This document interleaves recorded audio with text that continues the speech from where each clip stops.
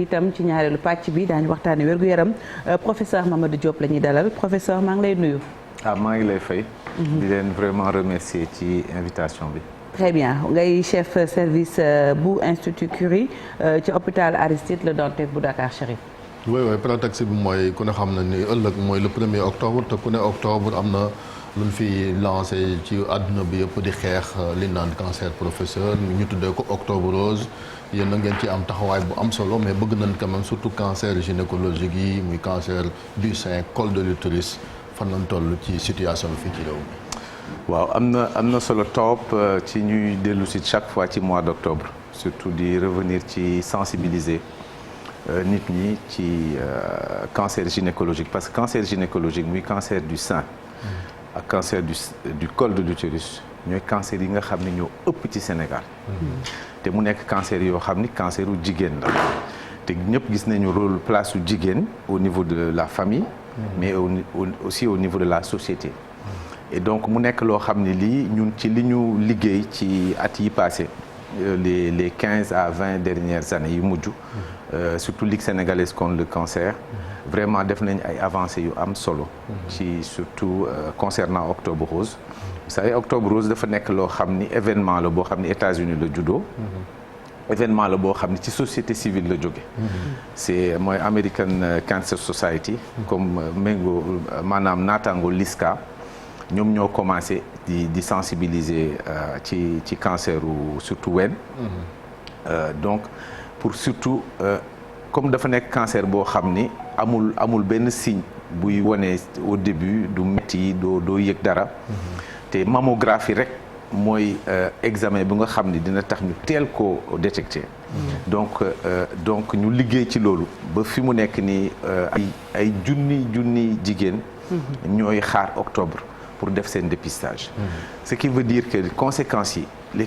yi nga xam ni mooy positive ci survie bi mooy cancer yu ndaw la ñuy gën di détecter. dañuy détecter ay cancer yu ndaw te cancer bu ndaw boo ko détecter da nga koy faj comme feebar yëpp. donc ñu commencé nag surtout on voit de moins en moins c'est-à-dire que yu ñu daan gis cancer yu nga xam ni dafay ulcéré. tumeur bi dafay rëy. nga xam ni day metti ba nit ki bu ñu koy indi hôpital du mun a dox yooyu mi ngi commencé di gën di wàññeeku. donc c'est quelque chose d'extrêmement positif mais pour ñu gën a xam impact bi ci société bi il faut ñu mën a gën a xayma cancer yi sur l'ensemble du territoire national loolu nag liggéey la boo xam ne bii. est-ce qu'on amu leen ay chiffres ci xayma bi situation bi. am nañ ay chiffres am naa ay chiffres yoo xam ni ça concerne l'Institut Joliot-Curie c'est-à-dire sama service. cancérologie hôpital Aristide Le Dantec malheureusement service boobu actuellement. Dantec dañ koy reconstruire ñëwaat sax ci situation service. donc mun nañu xayma à peu près ay 600 à 700 malades par an yuy ñëw cancer du sein. cancer du col topp ci nekk aux alentours de 500 etc. donc dina la permettre d'année en année nga xam évolution bi mais loolu doyul il faut un registre national. loolu nag ministre de la santé mu ngi ciy liggéey bon malheureusement dafa xaw a yéex mais on a les moyens techniques maanaam xam-xam bi. am nañ aussi xam nañ ko bu baax maintenant li ci des mooy mu am budget parce que kenn du ñëw am les données. malheureusement Afrique dañu négliger lépp luy chiffre ak données. mais boo amulee chiffre ak données mënuloo xayma li ngay def mënoo xam foo toll. donc c'est très important loolu ñu gën ci jublu mu am ligne budgétaire. ci budget ministère de la santé boo xam ni dafay toppatoo affaire chiffres yi. mais professeur c'est vrai que amu leen chiffre wala données mais tey jii état maladie bi fu mu toll fii ci Sénégal est-ce que à l'instant T par rapport ak l'année dernière mën nañu wax ni cancer du sang dafa am ay jéego wala dafa dellu ginnaaw fii ci réew mi. non am na ay avancée bi ci ëpp importance mooy gratuité médicaments essentiels yi ñuy utiliser pour la chimiothérapie. ça c'est une avancée significative loolu forcément dafay am impact sur la mortalité. parce que garab yu nga xam ne ampoule bi bi muy doog a ñëw bi ñuy doog a génn li ñuy wax ay docétaxel nga xam ni xeetu garab la yoo xam ni bi mu génnee dafa améliorer survie bi partout dans le monde. ampoule bi mi ngi doon jar 400 000 francs benn ampoule. xam nga ni ñooñu kan nga koy bindal ñi ngi koy bindal. maanaam boo xoolee fukki nit peut-être ñaar ñi ñoo koy mën a def traitement bi léegi ñu dem ba mu gratuit. donc dootul amati interruption te chimiothérapie mooy faj boo xam ni warula am interruption bu ñu la bindalee protocole bi. nga war ko def nga war def 6 séances. 6 cures boo defee benn cure tey nga noppalu 3 semaines. ñu contrôler deret bi gis ni que normal la nga def deuxième cure warul am interruption da nga doon gis ku def traitement ba ci digg ba amatul moyen. mu arrêté traitement bi donc day perte alalam perte bénéfice su traitement ba mu ci amoon loolu déjà loolu wàññeeku na donc loolu c'est une avancée très significative par contre boo xoolee chiffres yi ci service cancérologie entre 2017 2018 2019 2020 cancer yi dañuy yokku cancer du sein dafay yokku. lan moo est-ce que am na lu ko mën a expliquer. vous savez pourquoi muy yokku. c'est pas seulement lié cancer du sein moom partout dans le monde dafay yokk loolu ci mode de vie bi la. ci mode de vie bi. c'est dû à quoi. cancer yi dañuy yokk parce que dafa bëri facteurs de risque yi. dañu environnementaux yi. facteurs de risque yi qui sont liés à l'alimentation. qui sont liés au tabac xam nga jigéen ñi daan tux dans les années 50 60 léegi la gën a bëri. ñi doon am jigéen lu muy gën di am ëmb di wasin. cancer du sein gën ko bañ a yàpp léegi les femmes ont moins de grossesse allaitent moins donc tout ça ce sont des facteurs de risque waaye bi nga xam ni doo jël gis augmentation bi rek nga ni facteur de risque yi augmentation bi aussi plus on va faire des mammographies plus on va détecter des cancers ce qui est important mooy cancer yi ñuy détecter mu nekk cancer yu ñu mën a faj yu ndaw comprendre nga boo xoolee ñun pays africain ñun teeluñu ci jóg mais boo xoolee pays bu mel ni États-Unis madame Gerard Ford moom dafa amoon cancer du sein ci femme personnalité mondiale yu njëkk a wane ni ñëw wax publiquement que dañoo am cancer gis nga boo xoolee chiffres yi États-Unis nga xam dañoo am registre des tumeurs dañuy wax effet madame Gerard Ford lu tax ba mu ca waxee femmes yi commencé jóg di def mammographie da ngay gis courbe d'incidence yi c'est-à-dire nombre de nouveaux cas yi par an dafay augmenter mais dafay croiser beneen courbe boo xam ni c'est la mortalité maanaam ñaari bii dafay nombre cancer yi dañuy augmenter mortalité pour cancer yi di wàññeeku loolu la ñuy wax effet boobu c'est extrêmement important aujourd'hui on détecte plus de cancers mais on a plus de petits cancers yoo xam ne mën nañ ko faj. Très bien professeur man bëggoon naa ñu des ba tey ci gratuité bi wax fan la yem parce que dañuy gis quand même LISCA weeru octobre su jotee même yeneen weer dañuy taxaw di laajte pour ñu gën leen mën a jàppale pour la prise en charge des malades ce qui veut dire que la maladie a un coût. La maladie a un coût xam nga cancer. dafa nekk bokkul cancérologie bokkul ak yeneen spécialité dafa am spécialité yoo xam ni spécialiste bi. kenn lay doon mooy xayma mooy def diagnostic bi mooy xayma feebar bi moo koy faj. cancérologie amul cancérologue mun naa la wax amul koo xam ne day taxaw ne man cancer yëpp laay faj amul déjà chirurgien yi faj cancer chirurgien bu ci nekk ak spécialiste organe ba ngay faj. man cancer damay opérer cancer gynécologique mais mënuma opérer cancer ORL. kooku chirurgien ORL moo koy opérer. boo amee tumeur du cerveau neurochirurgien moo koy opérer. donc il y a les chirurgiens mais il y a les radiothérapeutes c'est des spécialistes à part c'est-à-dire c'est des gens qui ont fait leur thèse et qui ont fait une spécialité de 5 ans qui ne travaillent que sur la machine qui fait la radiothérapie. ak chimiothérapeute bi kooku aussi dafa def thèse am def spécialité jàngul lu dul garab yiy faj cancer. yéen ñooñu nag. yéenay lëkkaloo. équipe pluridisciplinaire. gis nga tey jii dans les pays développés. lu ñuy wax réunion de concertation pluridisciplinaire. malade bu am cancer kenn mënul toog yow kenn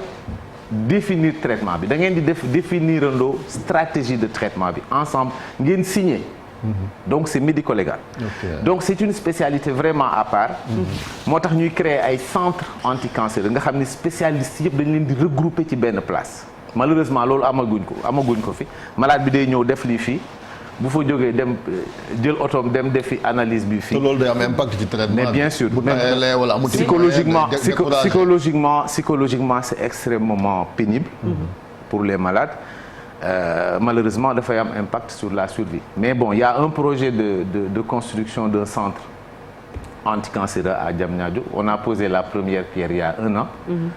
donc ñu ngi xaar on espère que dinañu regrouper moyens diagnostiques ak moyens thérapeutiques yëpp ci benn place nga xam malade bi bu duggee du génn chantier baa ngay avancé fajay tax chantier bi malheureusement je pense que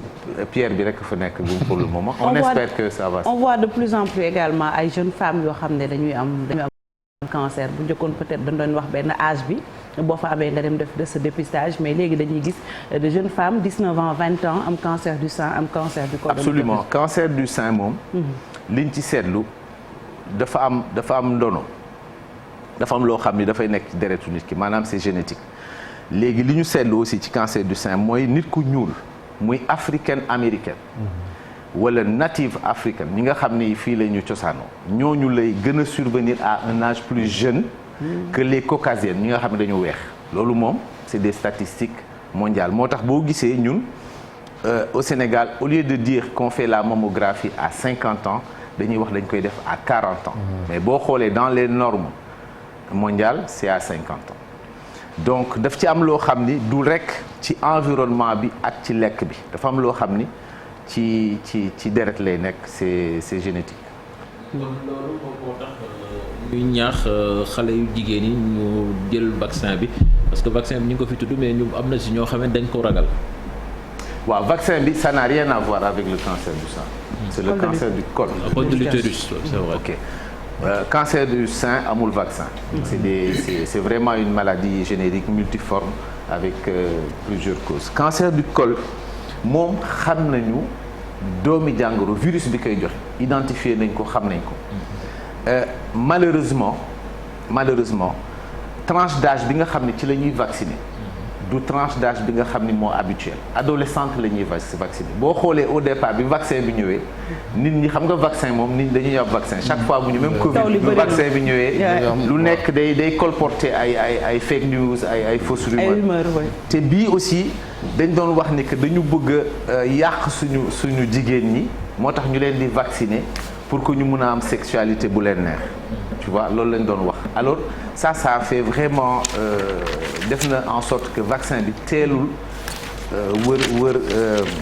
Sénégal ba léegi des na communication mais ce vaccin là dafa am importance tellement parce que virus bi bu duggulee ci buntu njurukaay bi cancer mënta am te vu allez-y waaw te il faut ñu xam ni que aussi faut pas que ñu fo ni que c'est sexuellement transmissible mun nga bañ a am rapport sexuel sax virus bi ñu fekk ko ci sa buntu njurukaay ça c'est très important parce que dañuy fo ni que ñun dañ koy dund tout le temps da ngay gis femme boo xam ne dafa def test HPV ñu gis ni que dafa am virus bi mun na am ay conséquences même au niveau de son ménage alors que ça n'a rien à voir mun nga dem piscine HPV bu ngeen xoolee bokkul ak virusu sida parce que population yi en général boo waxee virus ñu foog ni comme virusu sida la ça n'a rien à voir virus bi mun nga ko attraper pendant l'adolescence moi bien sûr am na ça peut se transmettre sexuellement mais aussi ça peut se transmettre mun nga ko jàpp ci yeneen ci yeneen façon par le linge et cetera donc vaccination bi daf ci am solo pour empêcher virus bi dugg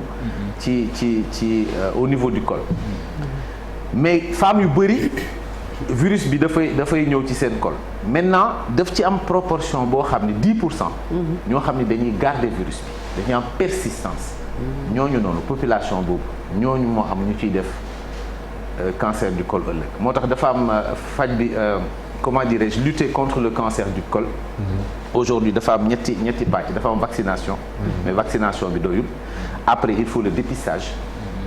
te cancer la boo xam ni bokkul ak cancer du sein on peut détecter les lésions précancéreuses c'est-à-dire avant que cancer bi di ñëw dina toog pendant 10 15 20 ans muy signaler important lu muy signaler noonu ñun mun nañ ko détecter te dañ koy faj du am benn conséquence bu négative ci grossesse après ak ci accouchement yi après nag mu doog a nga am partie bu nga xam ni c'est pour traiter vraiment les lésions cancéreuses moo tax cancer bii muy cancer du col boo demee ay France ay pays développés nga xam dañoo am stratégie nationale dañoo am programme national cancer yi gën a rare la bokk ñun nag malheureusement ça fait beneen cancer baal leen ma rek muy cancer de l'ovaire également dafa mel ni moom it mi ngi def son petit bonhomme de chemin alors cancer de l'ovaire déjà dafa rare moom moo gën a rare cancer du col ak cancer du sein amul dépistage parce que amul signe bu spécifique amul signe boo xam ne bi bu dalee nit ki nga ni lii la. amul mandarga. waaw amul benn mandarga bu leer c'est-à-dire que mun na am problème urinaire mun na am ay problème digestif mun na am problème gynécologique donc amul aussi moyen boo xam ni comme mammographie boo xam ni boo ko defee mu mun ko teel a détecter ñu mun ci sauver ay nit donc amul vraiment c'est un cancer heureusement que c'est un cancer qui est rare parce que c'est un cancer boo xam ni dafay évoluer à bas bruit te dafay gaaw a étendre au niveau de ok professeur man damay insister surtout sur dépistage bi fan ngeen ci toll ak jéego yi ngeen taxawal beneen aspect bi mooy octobre rose saa yu ñëwee dañuy gis mobilisation bi que ce soit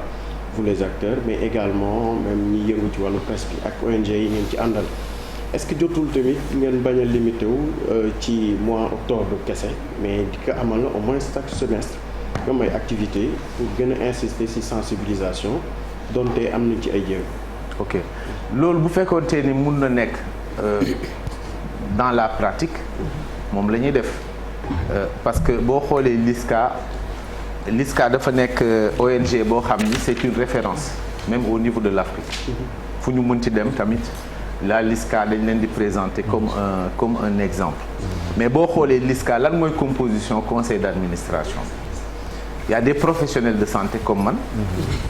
ñun mënuñu chaque mois nga nekk ci di def sensibiliser def ay conférences ak di wër ci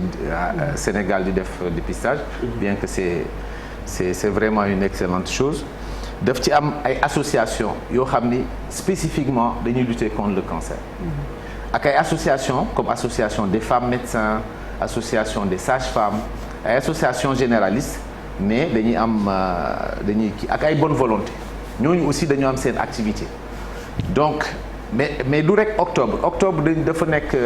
nekk dañ ci def focus sur le sein et le col pour vraiment mettre le maximum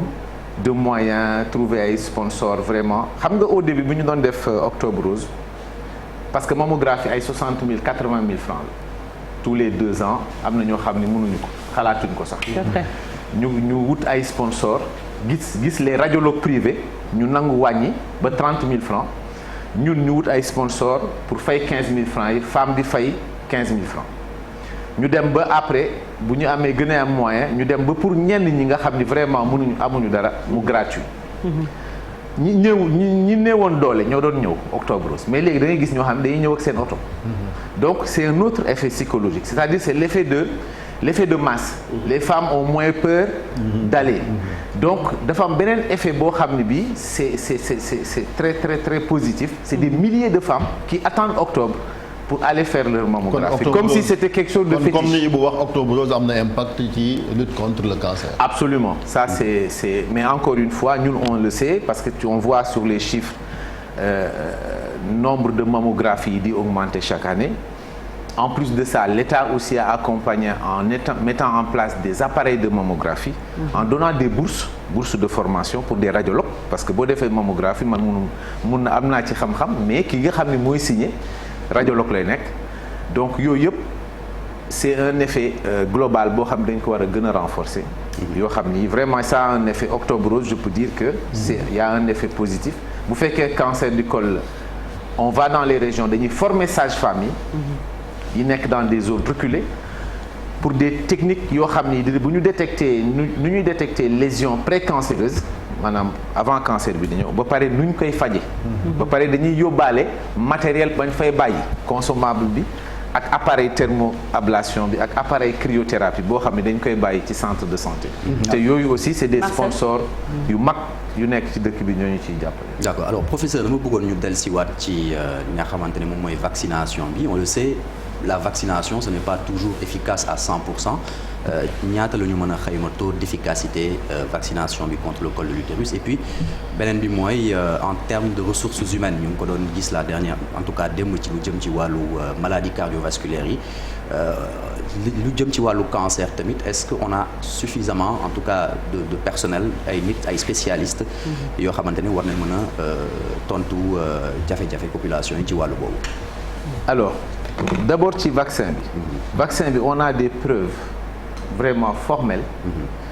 que mun na protéger jusqu'à 90%. 90%.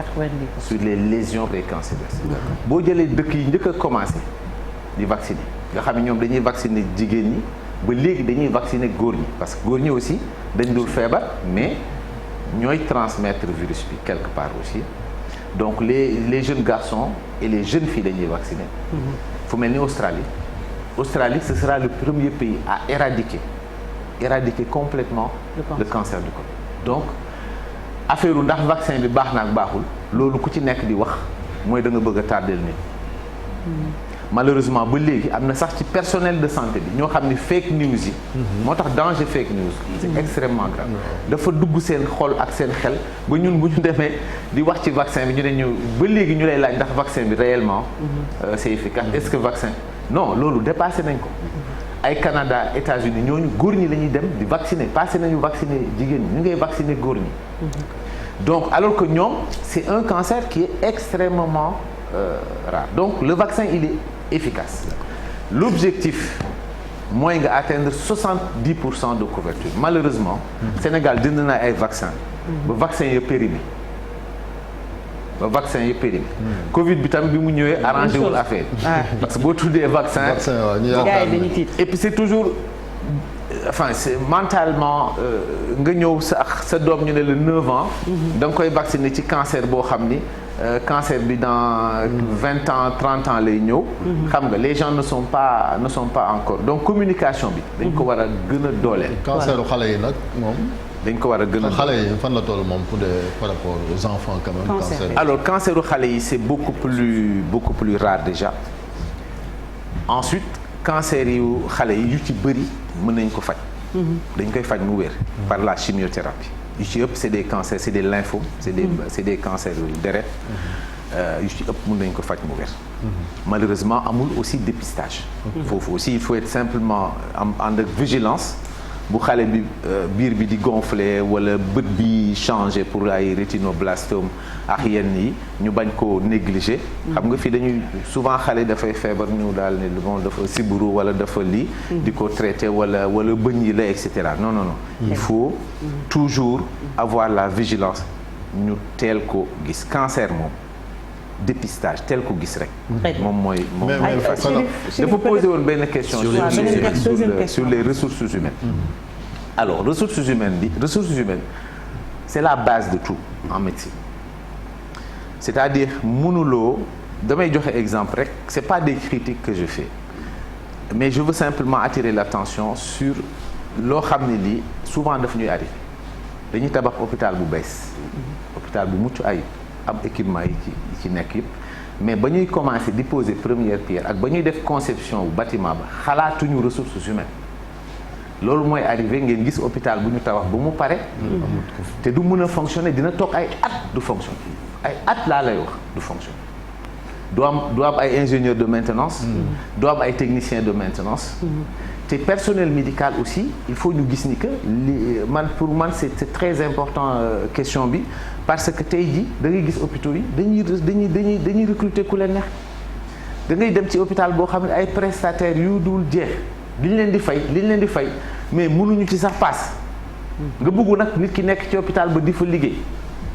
donc ma bëgg a attirer attention wu ñëpp ak autorités yi ci hôpital bii ñu jëm muy hôpital Dantec muy un hôpital qui est centenaire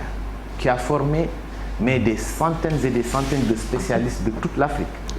Moi je viens du Maghreb du Maroc il y a une semaine congrès bañ fa nekkoon les gens tu es fier parce que tu vois des spécialistes qui ont été formés au Sénégal et tu as des gens qui te disent voilà comment vous pouvez venir au Maroc venir nous voir etc. Donc ça c'est une fierté bu ñu naree tabax hôpital boobu nañu xalaat léegi c'est un hôpital ultra moderne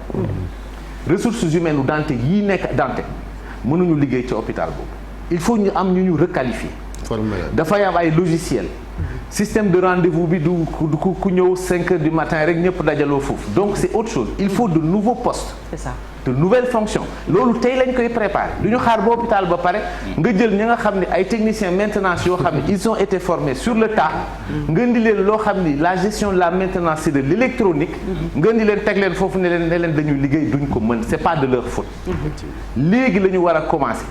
waxuma ni ñu wàññi personnel au contraire on aura besoin de plus de monde mais ña fa nekk actuellement am ay bac plus 2 ñii et cetera ñu xool ku ci nekk sa niveau ñu seet naka lañ lay requalifier ñii dañ leen war a yóbbu ñu defi stage am na domaine yoo xam ne il faut ay tubaab ñu liggéey foofu ñëw accompagner ñu donc loolu laa bëgg vraiment ñu attirer attention bañ a defar hôpital bu rafet xam nga ñëpp kontaan après du fonctionner normalement. Très bien professeur man bëggoon naa xam ndax am na région yoo xam ne amul ay fajkatu cancer fii ci réew mi et puis beneen bi aussi mooy beneen couche population boo xam ne elle est très exposée ci wàllu cancer surtout de la peau muy les albinos. waaw li nga wax loolu registre li ñuy wax registre des tumeurs moo koy régler. dama leen di jox exemple en France il y a un registre par département amul registre national dañuy boole département yëpp ñu boole chiffres yi mu nekk chiffres nationaux yi quand il y a eu l'accident de Tchernobyl l'explosion de la centrale nucléaire de Tchernobyl si vous vous rappelez bien les gens disaient non la France n'est pas touchée le nuage s'est arrêté etc mais c'est le registre des tumeurs qui leur a fait mentir. Parce que quand on a vu que les cancers de la thyroïde étaient en augmentation à l'est de la France, vers Strasbourg, vers l'Alsace, ils ont vu que c'était à cause, parce que le nuage était aride. Et nous savons que la thyroïde, c'est vraiment exposé dans ces types de rayonnement. Question que vous me posez. Ndax cancer du sein, Kolda le gën a bëri, wala Kaffrine, wala Sédhiou, wala cancer de la peau, Saint-Louis la gën a bëri wala fii loolu données yi ñoo la koy jox te lu tax moo am importance bu fekkente ne tel type de cancer da nga gis ni que telle région kat fii kat nu mu fiy augmenter c'est beaucoup plus important que la moyenne nationale da ngay dem foofa nga seet facteur de risque ba peut-être ca usine ba la peut-être ca seen alimentation la peut-être ca seen ay coutume la nga agir foofu loolu le registre des tumeurs di jëriñ li nga posé question boobu malheureusement on n'a pas un registre qui couvre l'ensemble du territoire te loolu c'est très sérieux dafa laaj budget wax naa ko ministère de la santé ba tey il faut nga am budget am ay nit ñuy liggéey ci données données du ay loo xam ne lii rek parce que partenaire bi moo la ko laaj déedéet da nga war a am données mooy tax nga mën a nga mën a def recherche moo tax aussi nga mën a vraiment am une politique de santé et l'université dans tout ça ak yéen ñi nga xam ne université xaw naa mën a am ay données wala mu am étudiants yu muy yabal pour ça professeur non xam nga registre des tumeurs du ay étudiant day ñëw def thèse am boo ko jëlee nga jox ko thèse ñu def ci thèse ci registre des tumeurs du ñu jeex mais bu paree ci thèse ba day dem defi leneen te loolu dafa nekk un outil administratif lu tax institut bi non dernière question parce que c'est important lu tax sa institut bi moom kese moom lañ taxawul ci daan teg service yëpp dem na sauf votre institut alors encore une fois kii bi dañ ko déménagement précipité déménagement boo xam ne yow boo doon toog tey di nga préparer fa nga jëm du dëgg ba mu yem nga doog fa dem malade yi di ñëw di def chimiothérapie dañ leen di bindal protocole ñun dañuy def ay 50 à 60 chimiothérapie par jour malade bu ci ñëw boo ko defalee chimiothérapie mu war a def prochaine cure am dans 3 semaines waaw fa nga ko war a yóbbu fa nga ko war a jox rendez-vous foofu doo ko préparer nga xam fan la ba ñu ne dañuy dem dalal jàmm mais dem nañu chimiothérapeute pas moi les chimiothérapeutes et les infirmières en chimiothérapie ànd ak directeur hôpital Dantec ànd ak directeur hôpital Dalal Jàmm ñoo dem ba Dalal Jàmm ñu jox ñu un espace qui est ouvert qui est à 2 pas de la morgue mais les chimiothérapeutes les médecins chimiothérapeutes oncologues médicaux ont dit que fii baaxul pour chimiothérapie ñu identifier PMI Médina ñu ne fii y a des locaux qui sont tout neufs on peut tout faire ici non seulement faire les chimios mun nañ fi chimio mais mun nañ fi def aussi consultation ba tey ñi ñu ngi xaar loolu moo tax jógewuñ fa parce que chimiothérapie mënuñu ko interrompre malade bu ñëw da nga koy joxaat rendez-vous boo amulee foo ko jox rendez-vous da nga koy wax mu dellu si waat donc loolu rek moom moo tax chimiothérapie bis bu ñu amee foo xam ni fii préparé nañ ko ba nga xam ni du am interruption parce que interruption chimiothérapie wax naa leen ko au départ Très bien. C'est le risque de récidive et de poursuite évolutive. Merci beaucoup professeur ci ñëw gi nga wuy si ak ni nga tontoo suñu ay laaj ñu lay ñaanal yal na borom bi gën a dëgëral seen taxawaay parce que li ngeen di def am na solo. Le cancer muy maladie boo xam ne day dal góor di dal jigéen mais jigéen ñi ñoo ci gën a sonn ñu jëm nag weer boo xam ne muy octobre rose ak LISCA ak itam yeneen i ONG ak ñi nga xam ne ñoo yëngatu ci wàllu wér-gu-yaram di ci def liggéey bu am solo parce que avant révéler statut malade bi c'était compliqué rek ni yaa ngi ko doon wax mais léegi nit ñi ñeme nañu taxaw ci médias yi am naa cancer dépistage tôt c'est très important donc ñu bàyyi leen ngeen wéyal xam naa ni leen xaar ci weer bi bari na merci beaucoup professeur léegi ñu dalal Souleymane ci jàngat bi.